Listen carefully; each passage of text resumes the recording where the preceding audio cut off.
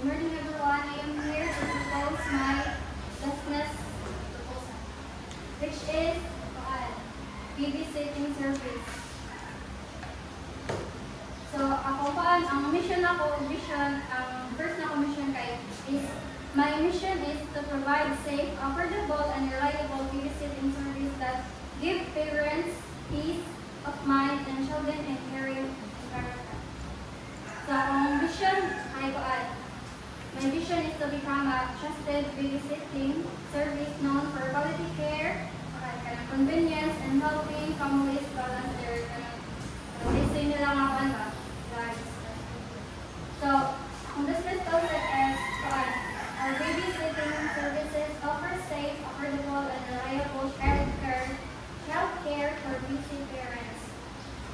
And also, we offered mga services na flexible scheduling like hourly, daily, and overnight. Tapos, trained and background check babysitter. Dahil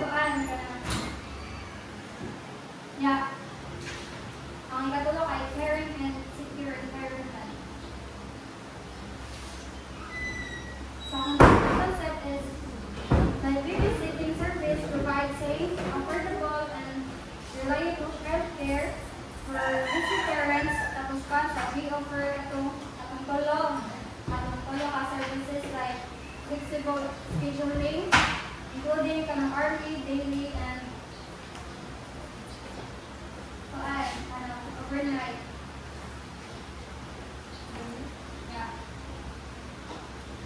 Ang market analysis is working parents.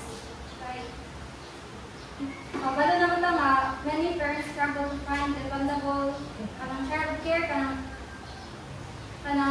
mangita dyan sila mga babysitter na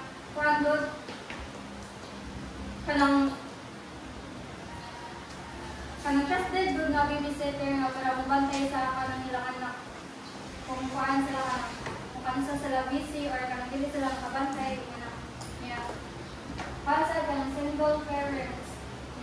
Ang my main customers will be working parents, single parents, and families needing occasional help. Mag-offer sa ka ng trusted, mag-offer ka ng trusted and flexible service. We can stand out, I can or we stand out from daycares and ang demand kay kabalo lang sa many parents struggle to find dependable child care, creating a need for our service. Kami ang mabantay sa kapangalang anak ba?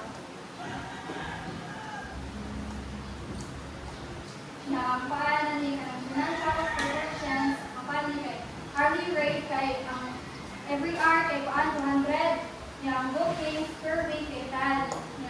Ang weeks operating kay 48. Yung total bookings kay 10 bookings tapos per week ay per week. Paano siya? Booking per week ay 10 tapos ang weeks operating or weeks sa kada kay per week ang needed which is 48.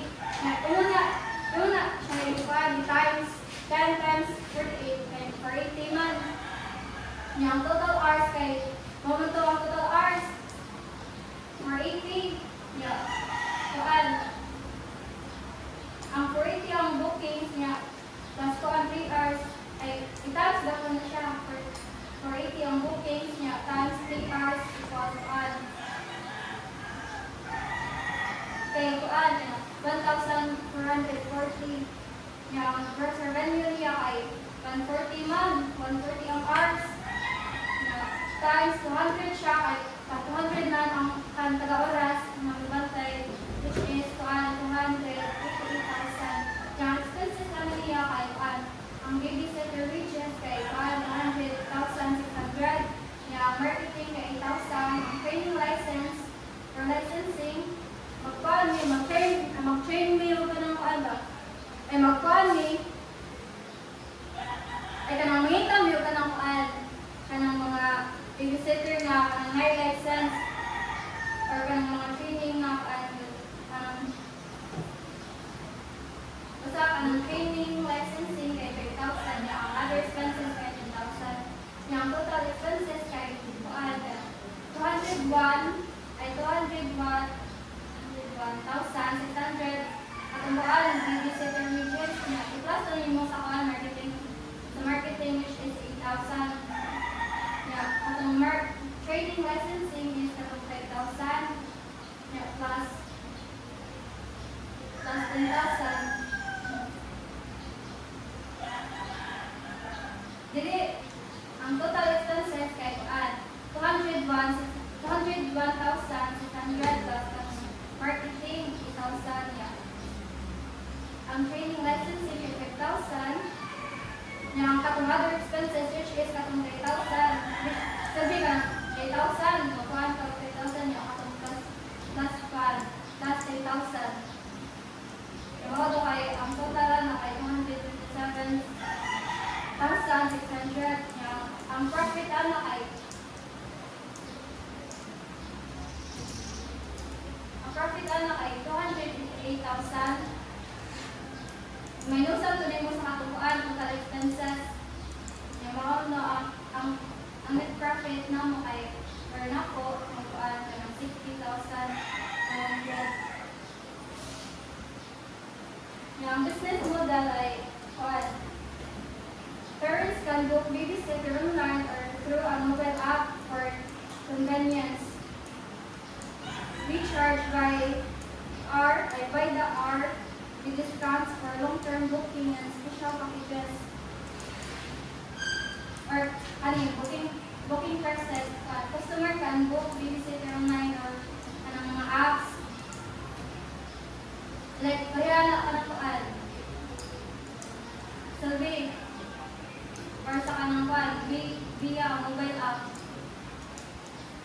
Ang pricing na kamo to katong hourly rates with discounts for long-term booking and special packages niya. Payment kay babysitters receive a fair wage from company earns a service. Kaya